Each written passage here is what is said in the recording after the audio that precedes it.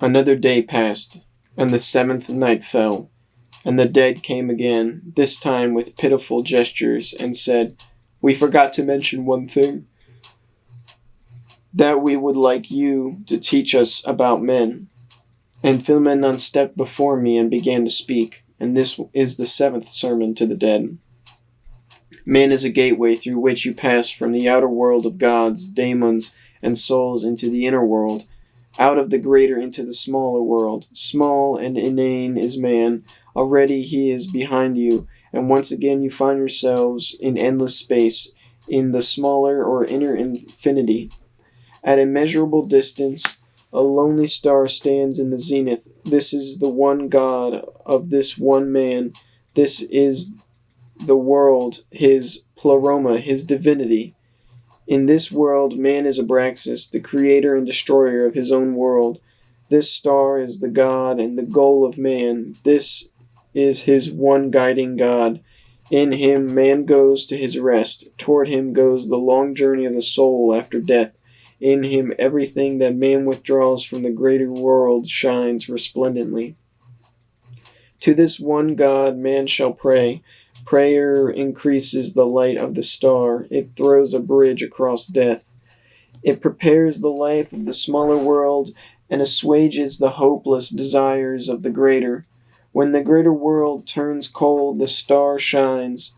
Nothing stands between man and his one God, so long as man can turn away his eyes from the flaming spectacle of Abraxas.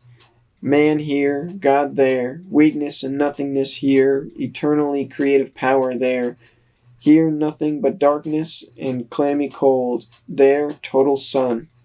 But when Philemon had finished, the dead remained silent, heaviness fell from them, and they ascended like smoke above the shepherd's fire, who watches over his flock by night. But I turned to Philemon and said, "Illustrious one, you teach that man is a gateway through which the procession of the gods passes, through which the stream of life flows, through which the entire future streams into the endlessness of the past." Philemon answered, saying, "These dead believed in the transformation and development of man. They were convinced of human nothingness and transitoriness. Nothing was clearer to them than this, and yet they knew that man ever creates its gods. And yet they knew that man even creates its gods, and so they knew that the gods were of no use. Therefore, they had to learn what they did not know, that man is a gateway through which crowds the train of the gods and the coming and passing of all times. He does not do it, does not create it, does not suffer it, since he is the being, the sole being, since he is the moment of the world, the eternal moment. Whoever recognizes this stops being flame. He becomes smoke and ashes. He lasts, and his transitoriness is over. He has become someone who is. You dreamed of the flame as if you were life, but life is duration. The flame dies away. I carried that over. I saved it from the fire. That is the son of the fire flower. You saw that in me, I myself am of the eternal fire of light, but I am the one who saved you for it. The black and golden seed and its blue starlight, you eternal being. What is length and brevity? What is the moment in eternal duration? You, being, are eternal in each moment. What is time? Time is the fire that flares up, consumes, and dies down. I saved being from time, redeeming it from the fires of time and the darkness of time, from gods and devils. But I said to him, "Illustrious one, when will you give me the dark and golden treasure and its blue starlight?" Philemon replied, "When you have surrendered everything that wants to burn to the holy flame." And as Philemon spoke these words, a dark form with golden eyes approached me from the shadows of the night. I was startled and cried, "Are you an enemy? Who are you? Where do you come from? I have never seen you before. Speak! What do you want?" The dark one answered, saying, "I come from afar. I come from the east and follow the shining fire that precedes me." Philemon I am not your enemy. I am a stranger to you. My skin is dark and my eyes shine golden. What do you bring? I asked fearfully. I bring abstinence. Abstinence from human joy and suffering. Attachment leads to alienation. Compassion, but no attachment. Compassion for the world and a will held in check toward the other. Compassion remains misunderstood, therefore it works. From far from longing, know no fear. Far from love, love the whole. I looked at him fearfully and said, why are you as dark as the earth of the fields and as black as iron? I'm afraid of you. Such pain. What have you done to me? You may call me death, death that rose with the sun. I come with quiet pain and long peace. I lay the cover of protection on you. In the midst of life begins death. I lay cover upon you, so that the warmth will never cease. You bring grief and despair, I answered. I want to be among men. But he said, you will go to men as one veiled. Your light shines at night. Your solar nature departs from you, and your stellar nature begins. You are cruel, I sighed. The simple is cruel. It does not unite with the manifold. With these words, the mysterious dark one vanished, but Philomena regarded me with a serious and questioning look. Did you take a proper look at him, my son? He said. You will be hearing from him. But come now, so that I can fulfill what the Dark One prophesied for you. As he spoke these words, he touched my eyes and opened my gaze and showed me the immeasurable mystery, and I looked for a long time until I could grasp it. But what did I see? I saw the night. I saw the dark earth, and above this the sky stood gleaming in the brilliance of countless stars, and I saw that the sky had the form of a woman, and sevenfold was her mantle of stars, and it completely covered her. And when I had beheld it, Philomena said, Mother, you who stand in the higher circle, nameless one, who shrouds me and him and protects me and him from the gods, he wants to become your child. May you accept his birth. May you renew him. I separate myself from him. The cold is growing, and its star blazes brighter. He needs the bond of childhood. You gave birth to the godly serpent. You released it from the pangs of birth. Take this man to the abode of the sun. He needs the mother. A voice came from afar and was like a falling star. I cannot take him as a child. He must cleanse himself first. Philomena said, what is his impurity? But the voice said, it is the commingling. He should abstain from human suffering and joy. He shall remain secluded until abstinence is completed, and he is freed from the commingling with men. Then shall he be taken as a child. In this moment my vision ended, and Philomena went away, and I was alone, and I remained apart, as I had been told. But in the 14th night I saw a strange form, a man wearing a long coat and a turban. His eyes shone clearly and kindly like a wise doctor's. He approached me and said, I speak to you of joy. But I answered, you want to speak to me of joy? I bleed from the 1,000-fold wounds of men. He replied, I bring healing. Women taught me this art. They know how to heal sick children. Do your wounds burn you? Healing is at hand. Give ear to good counsel, and do not be incensed. I retorted, what do you want? To tempt me? Mock me? What are you thinking? He interrupted. I bring you the bliss of paradise, the healing fire, the love of women. Are you thinking, I asked, of the descent into the frog swamp, the dissolution of the many, the scattering, the dismembering? But as I spoke, the old man turned into Philomena, and I saw that he was the magician who was tempting me. But Philomena continued, you have not yet experienced the dismembering. You should be blown apart and shredded and scattered to the winds. Men are preparing for the Last Supper with you. What when What then will remain of me? I cried. Nothing but your shadow.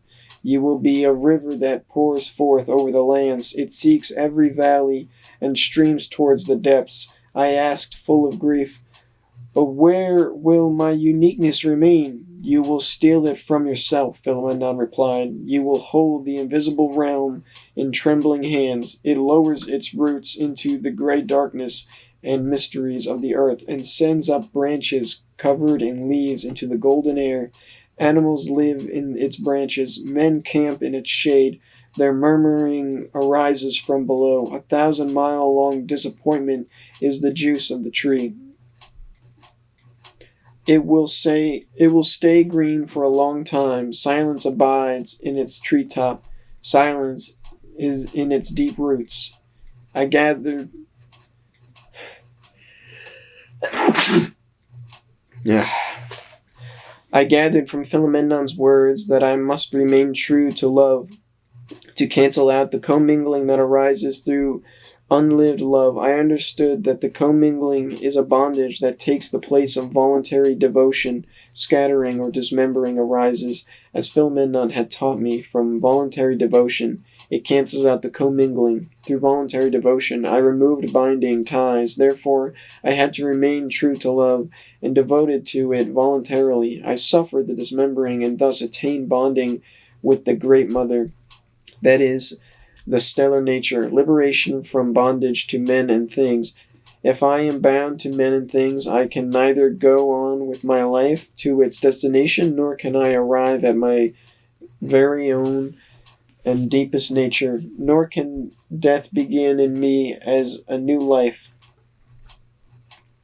Since I can only fear death, I must therefore remain true to love, since how else can I arrive at the scattering and dissolution of bondage? How else could I experience death other than through remaining true to love and willingly accepting the pain of all the suffering? As long as I do not voluntarily devote myself to the dismembering, a part of myself secretly remains with men and things and binds me to them, and thus I must, whether I want to or not, be a part of them, mixed in with them, and bound to them. Only fidelity to love and voluntary devotion to love enable this binding and mixing to be dissolved and lead back to me that part of myself that secretly lay with men and things. Only thus does the light of the star grow. Only thus do I arrive at my stellar nature and my truest and innermost self that simply and singly is.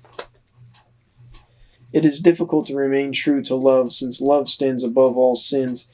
He who wants to remain true to love must also overcome sin. Nothing occurs more readily than failing to recognize that one is committing a sin.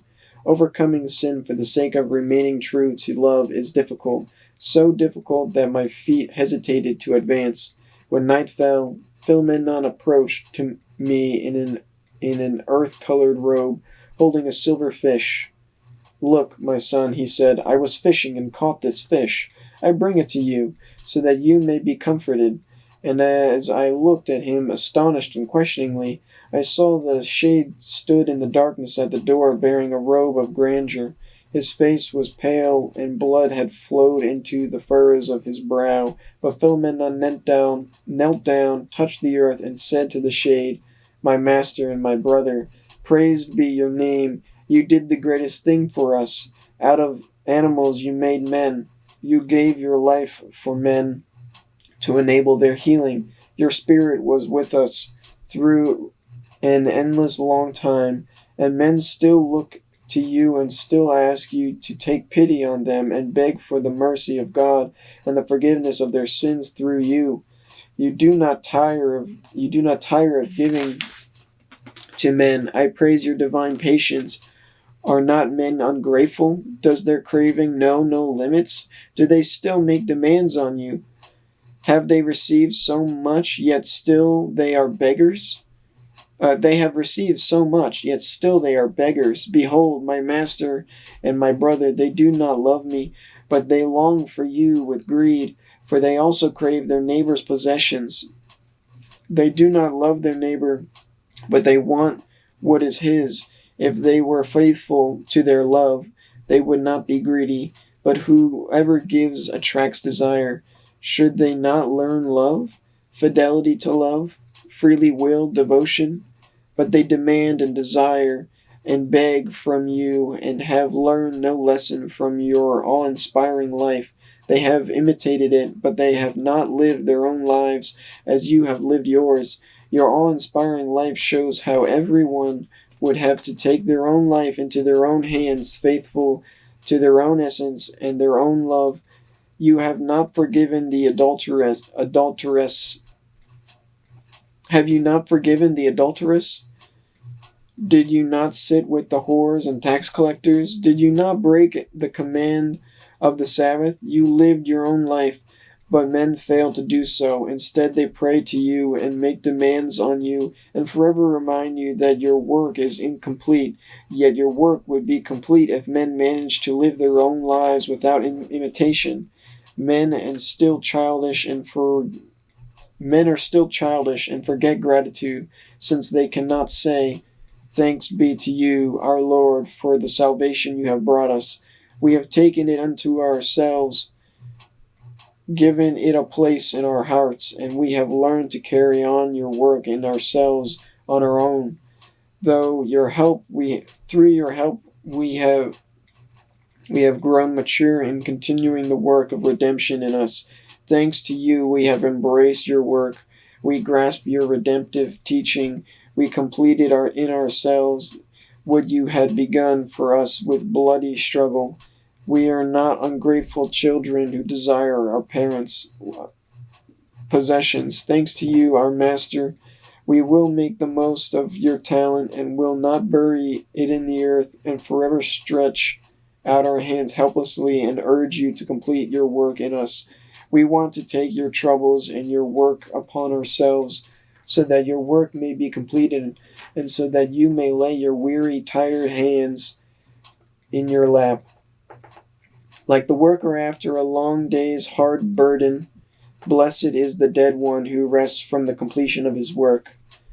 I wanted people to address you in this way, but they have no love for you, my master and brother. They begrudge you the price of peace. They leave your work incomplete, eternally needing your pity and your care. But my master and my brother, I believe you have completed your work, since the one who has given his life, his entire truth, all his love, his entire soul has completed his work. What one individual can do for men, you have done and accomplished and fulfilled. The time has come when each must do his own work of redemption. Mankind has grown older and a new month has begun. When Philomena had finished, I looked up and saw that the place where the shade had stood was empty. I turned to Philomena and said, "My father, you spoke of men. I am a man. Forgive me." But Philomena dissolved into the darkness, and I decided to do what was required of me. I accepted all the joy and every torment of my nature and remained true to my love, to suffer what comes to everyone in their own way, and I stood alone and was afraid.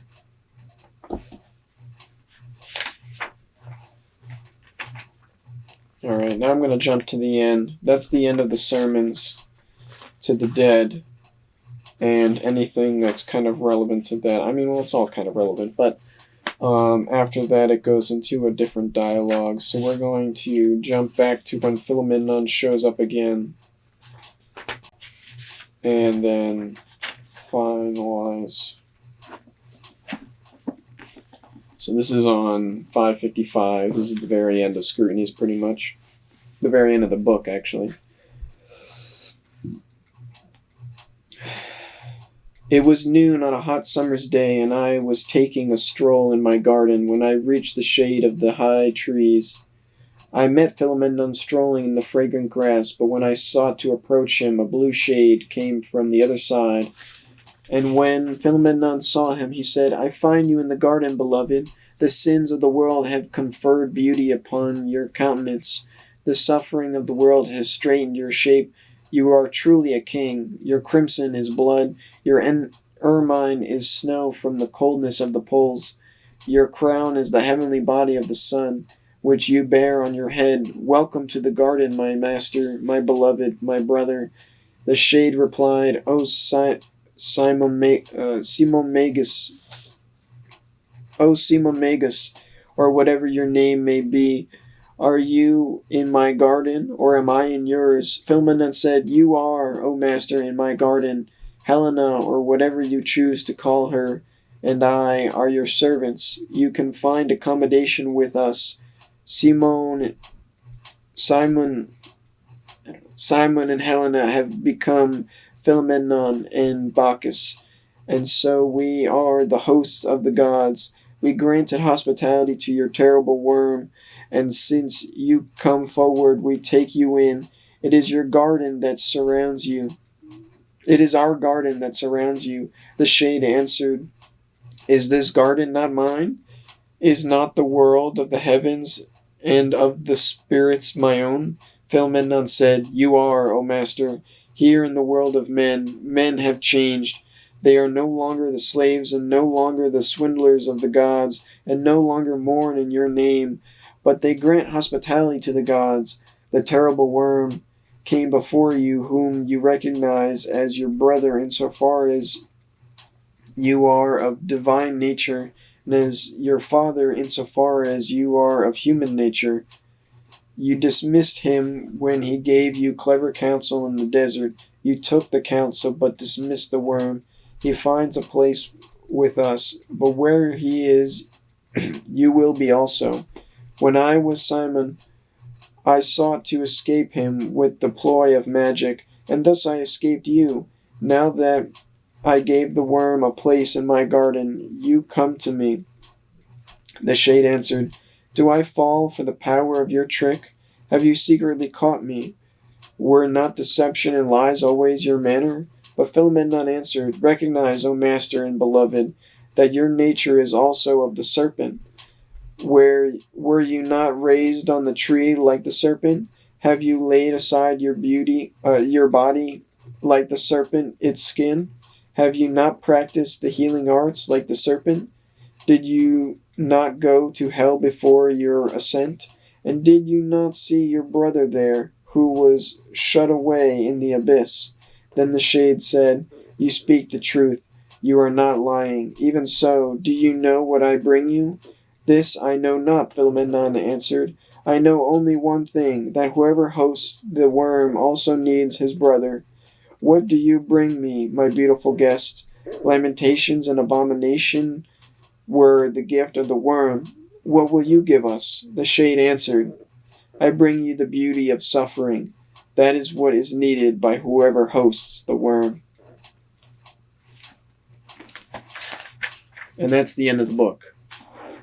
It kind of feels like there should have been more, but at the same time, I feel like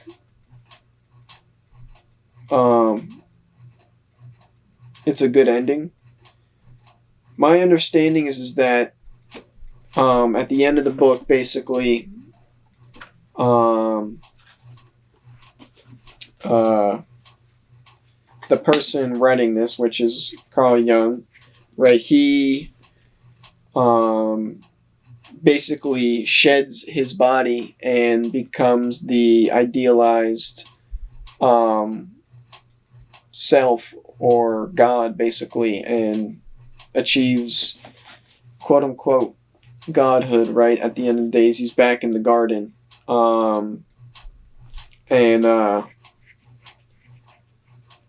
Basically he says,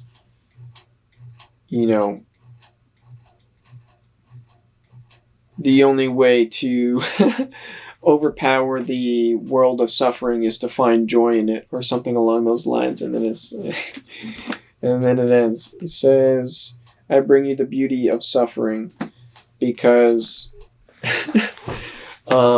life is to suffer. That's how we make progress. We suffer things until we find a way to not suffer them anymore, and then we find something else to suffer, and we suffer that. So there is beauty in suffering. And when you see the beauty in suffering, then the lamentations and such and things that it talks about that come from the devil or darkness are no longer as impactful in your life. And so, that's that. Those are the sermons to the dead. That is Liber Novus, the Red Book by Carl Jung. Quite interesting. I feel like there's some overlap with some stuff that's in Dante's Divine Comedy, so I found that interesting. I don't know if Carl Jung read Dante's Divine Comedy, but I feel like it's likely that he did. Maybe not, I don't know. So that's kind of interesting. Yeah. Peace out.